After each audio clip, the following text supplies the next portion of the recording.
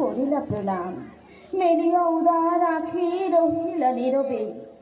আচার্য আশিস করে শুধাইলা তবে, কি গোত্র তোমার সৌম্য প্রিয় দর্শন? তুমি শির কহিলা বালক ভগবান না। ভগবান ভগবান নাহি জানি কি গোত্র আমার।